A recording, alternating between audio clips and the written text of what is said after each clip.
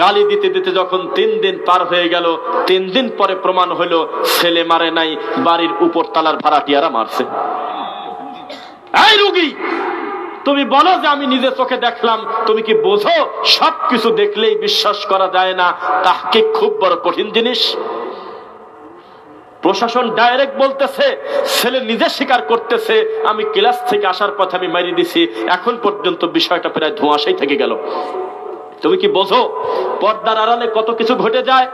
সামনে যা আছে সব সত্য না। বহু লোক বৌদি ব্যবসা করে খায়। কোন তো কি কার কথা কইছি? এটা কার কথা বলছি বলেন তো আপনারা? যারা অনলাইনে বৌদি টিকটক করে খায়, যারা বোর চেহারা দেখায় ফেসবুকে নাচে, টিকটক করে আর ঢং করে করে ভিডিও বানায়, এদের কথা বলতেছি। এটা হলো বউ ব্যবসায়ী। বউ আর একজনের সাথে প্রেম করে, আর একজনের সাথে অভিনয় করে ছবি করে, আর সে হলো জাতির দায়িত্বশীল। আছে নাকি এরকম? ভয় পাচ্ছেন মনে হয় আপনারা? আছে। তাহলে আমি আপনাকে বোঝাতে চাচ্ছি, পর্দায় যখন তারা আসে দেখেন যে কত খিলখিল করে, বাস্তবে তারা দুইজনই অসুখী, দুটাই ইবলিস শয়তান। আমি যেটা প্রমাণ করতে চাচ্ছি সেটা কি জানেন? যেই লোকটা তার নিজের স্ত্রীকে দিয়ে টিকটক করে খায়, ব্যবসা করে খায়, মানুষের সামনে চেহারা দেখে ঘুরে, এই ভিডিওর ভিউ বেশি হয় না একজন মাদানী আলেম বক্তব্য দিচ্ছে তার ভিউ বেশি হয়? টিকটকের ভিডিও দেওয়ার সাথে সাথেই মিলিয়ন মিলিয়ন ভিউ। ওই যে একটা মেয়ে মানুষের চেহারা দেখা গেছে, বহু টুপিয়ালা পর্যন্ত কমেন্টে লেখে, মাশাআল্লাহ তোমাকে দেখতে তো খুবই ভালো লাগে।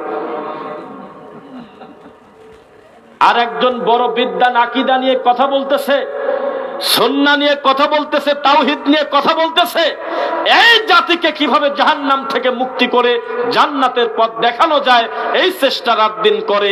এরকম ভালো ভালো কথায় মানুষ ভিউ করে না, দেখে না। দেখে তাদের কথা যারা হলো জাদুকরি বক্তা, যাদের আগে দিতে হয় ৭০,০০০, পরে দিতে হয় আরো ৩০,০০০। একটা বক্তা কোনো কারণে অতিরিক্ত কুয়াশার কারণে হেলিকপ্টার নিয়ে যেতে পারে নাই, তাই কমিটির কাছে ৪ লাখ টাকা ফেরত দিয়েছে।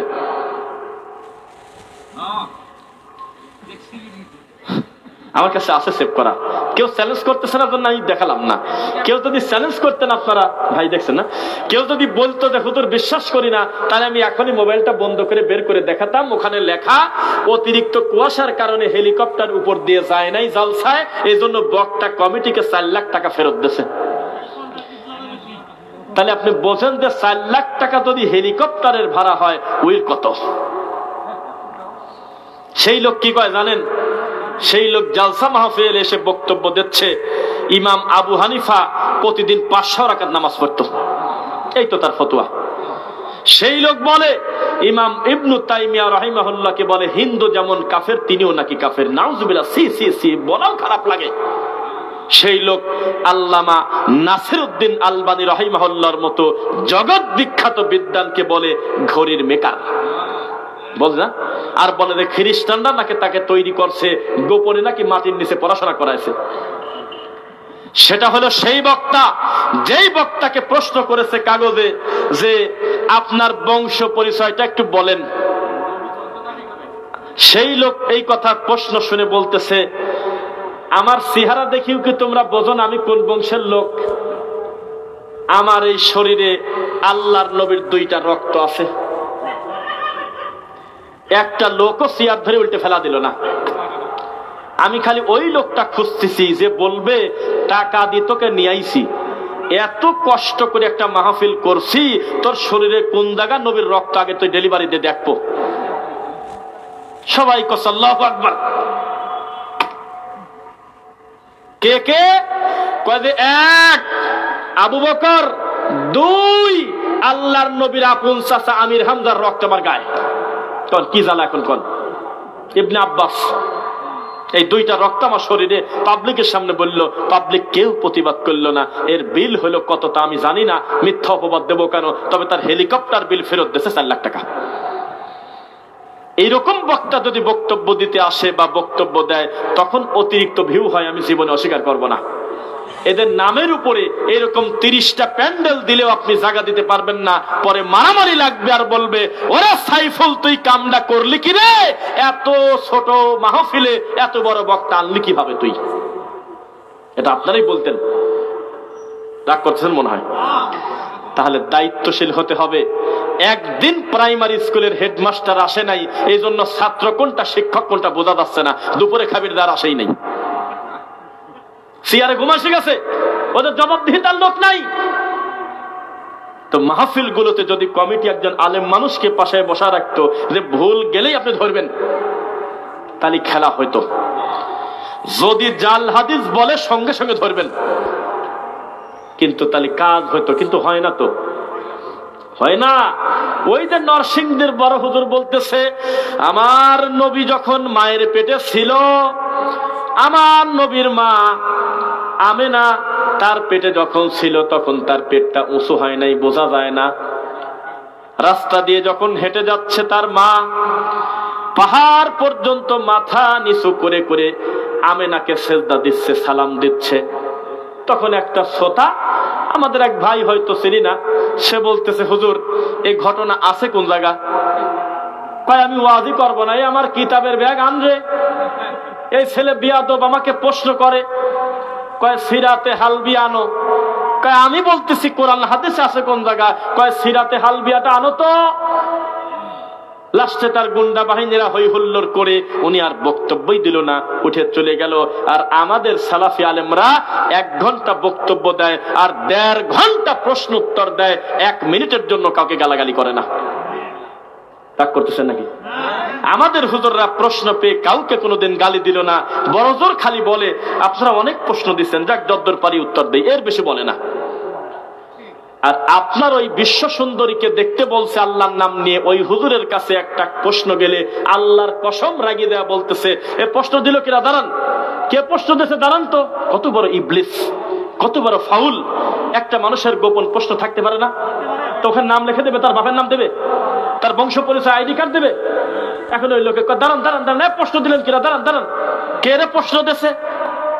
কেন তুমি উত্তর দিতে পারো না? আমরা জানি তুমি গন্ড মূর্খ, তোমার কাছে কোরআনের দলিল নাই, হাদিসের দলিল নাই, তোমার কাছে আছে খালি জেলখানার গল্প। সস্তা কথা নাকি? আর মানুষ সময় কাটানোর কত মজা। বেদাতি হুজুর বালাগাল উলাবে 10 মিনিট, মিলাদ পরে 5 মিনিট, কোরআন মাজিদের আয়াত পড়তেছে আরো 10 মিনিট, প্রথমে শুরু থেকে এভারেজ হিসাব করলে প্রায় 30 মিনিট ধরে পাবলিক বসে আছে, তখনও বক্তা ওয়াজ শুরুই করে নাই।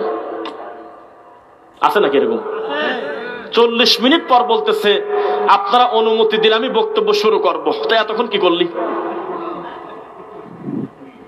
আছে নাকি? শয়তানি করতেছে। তো একটা বক্তা হলো, আমি খুব সতর্কতার সাথে বলি, কারণ কথাগুলো তো রেকর্ড হয় আল্লাহর কাছে, হয় কিনা? সিরাজগঞ্জ উল্লাপাড়ার নাম শোনেন নাই না? তা আমরা মুখামুখি 2টা বক্তা দেখা হয়ে গেল। দেখবেন তেল পাম্পে, গ্যাস পাম্পে, মানে সিএনজি পাম্পে, এয়ারপোর্টে, ট্রেন স্টেশনে, বাস কাউন্টারে দেখবেন দাঁতি বেদাতি নাই, হানাফি মালিকি নাই, বহু বক্তার সাথে বক্তার দেখা হয়, হয় না? এটা আমি এখনই মাহফিল করে যদি এলেঙ্গা যাই, দেখা গেল ভুয়াপুর থেকে অথবা আশপাশ থেকে আরো কিছু বক্তা বক্তব্য দিয়ে, বা মধুপুর থেকে উনিও দেখা গেল ওই রাস্তার কাছে গেছে, হতে পারে না? তো এইরকম একটা বক্তার সাথে দেখা, বক্তার মুখামুখি আমরা কথা বলতেছি। আর একটা কথা বলি, যেই বক্তার সাথে আমার দেখা, সেই বক্তা আহলে হাদিসদেরকে প্রকাশ্যে বলে আহলে খবিশ, নাউজুবিল্লাহ। না না, অন্য একটা বক্তা, অত বাজার ভালো না তার। তো সেই বক্তা এইরকম গালাগালি করে, আহলে হাদিসকে কটাক্ষ করে। তা আমার মুখামুখি যখন দেখা হইলো, ওয়াল্লাহি আল্লাহর কসম, ওয়াল্লাহি আল্লাহর কসম, মোমের মতো গলে গেছে, মুখটা বাচ্চা মানুষের মতো হয়ে গেছে, একটা বার আমার সাথে জোরে করে কটু কথা বলেনি। এটাই হলো আহলে হাদিসদের পাওয়ার। তাদের দূর থেকে অকথ্য গালিগালাজ করে, সামনাসামনি আসলে জবান বন্ধ করে থাকা ছাড়া কোনো পথ নাই। জানে যে আমার তফিল হলো বাপ দাদা, আমার তফিল হলো বড় হুজুর, এদের তফিল হলো কোরআন হাদিস। আহলে হাদিসদের এটাই হলো সফলতা। দূর থেকে খুব গালি দেয়, মুখামুখি দাঁড়ালে প্রতিবাদ করার ক্ষমতা তাদের নাই। কত মাহফিলে গেলাম, কত প্রশ্ন, কত কিছু ফোন করে করে বলতেছে এ রফিক তুই আয়, তোর দেখবো। তুই আমার কেবলাদানের সম্পর্কে খারাপ কথা বলিস, তুই আমার পীর সাহেব সম্পর্কে খারাপ কথা বলিস, তুই চট্টগ্রামে আগে আয়, তোর দেখবো। তুই 19 তারিখে আসতেছিস না, তোকে দেখবো। ঠিক আছে সোনার স্যার, তুমি থাকো। পরে আমরা মাহফিলে গেলাম, ওয়াল্লাহি আল্লাহর কসম, আমাদের আশেপাশেই বেদাতপন্থী কত হুজুর থাকে, পুরা বক্তব্য শুনে জবান বন্ধ করে মাটির দিকে তাকা বাড়ি চলে যাচ্ছে, একটা টু শব্দ করার সুযোগ নেই।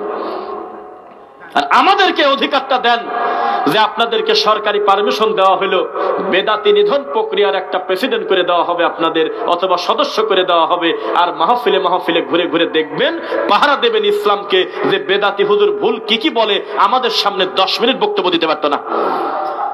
বেদাতি হুজুর দিতে পারতো না, ওর শুরুতেই ঠেকা দিতাম। শুরুতেই বলতেছে, পর্দার আড়ালের মা বোনেরা, সামনের যুবক ভাইয়েরা, মুরব্বীরা, আসসালামু আলাইকুম। তখনই তাকে ধরে ফেলতাম, কারে তুই আগে এত কথা বললি কেন? তুই আগে বলবি যে আসসালামু আলাইকুম ওয়া রাহমাতুল্লাহ, এরপরে বাকি কথা কি কথা কয় না।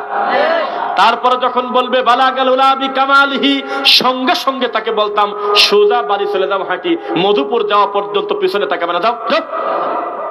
এখানে নবীর ব্যাপারে বাড়াবাড়ি করা হয়েছে, শিরকের পর্যায়ে নিয়ে যাওয়া হয়েছে। বালাগাল উলা বিকামালিহি মানে হলো মুহাম্মদ সাল্লাল্লাহু আলাইহি ওয়াসাল্লাম সম্মানী হয়েছেন, উপরে পৌঁছেছেন, মর্যাদায় উন্নীত হয়েছেন তার নিজের কামালিয়াত যোগ্যতা দিয়ে। নাউজুবিল্লাহ। কামালিহি না কামালিল্লাহ, আল্লাহর কামালিয়াত, আল্লাহ দিয়েছেন তাকে মর্যাদা, আল্লাহ তাকে সম্মান দিয়েছেন, তাই তিনি সম্মানী হয়েছেন। বেদাতি হুজুর আমাদের সামনে কথা বলতে পারতো না। যদি আমাদের এই ক্ষমতা আল্লাহ দিতেন, দেয় নাই তাতে কোনো কথা না, তবে আমরা সত্যটা বলে যাব।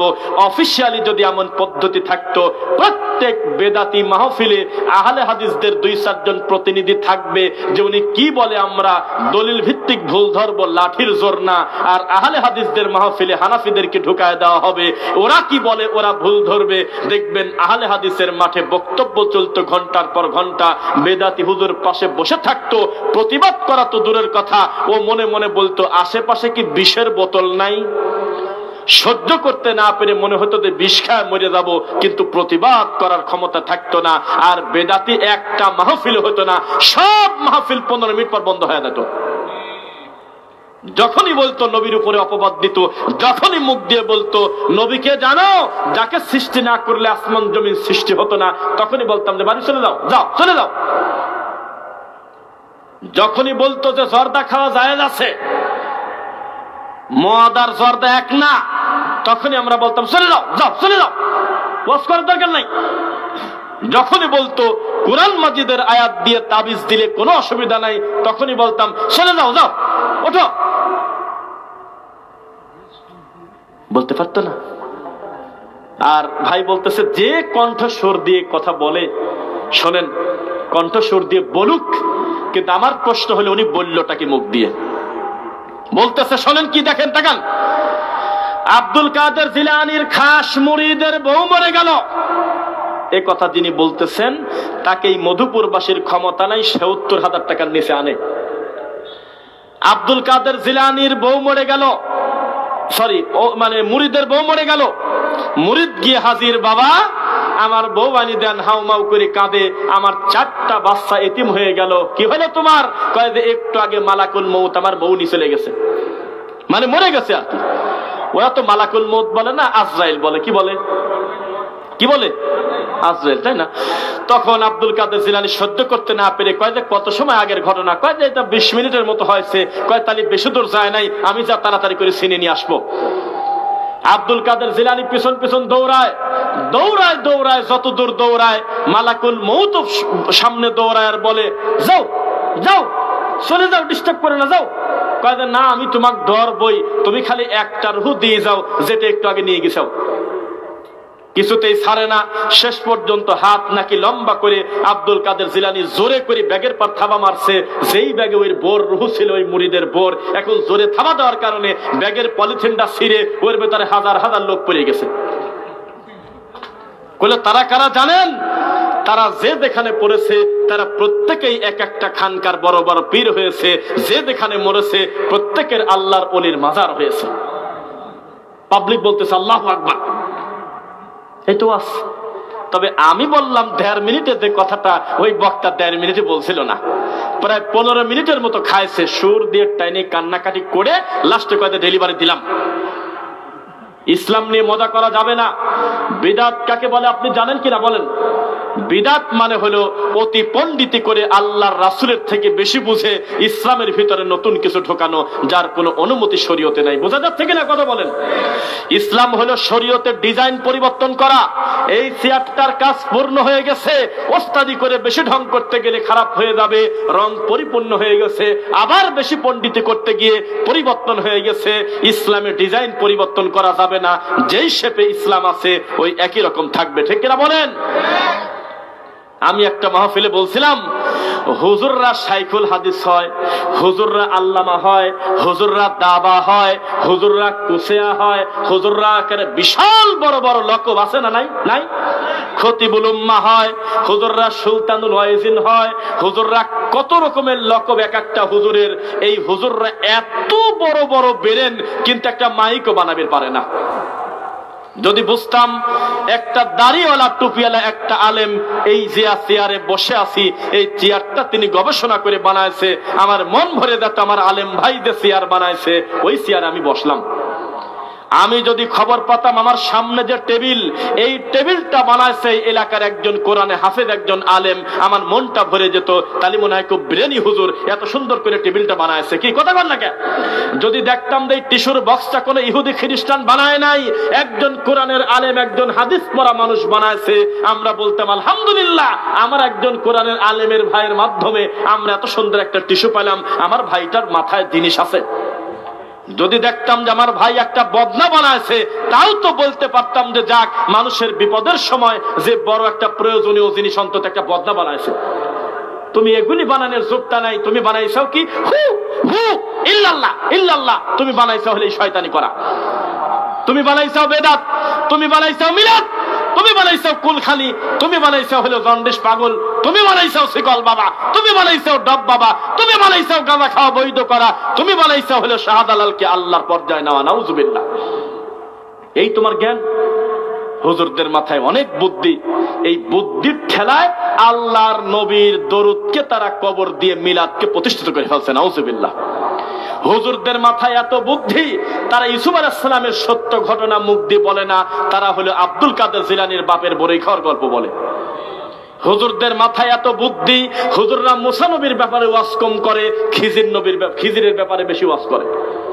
হুজুরদের মাথায় এত বুদ্ধি, হুজুররা আল্লাহর রাসূলের থেকে মনসের পাগলকে বেশি দাম দেয়। হ্যাঁ, এই এলাকায় কি চলে এগুলো নাকি? এত জোরে জোরে ঠিক বলতেছেন?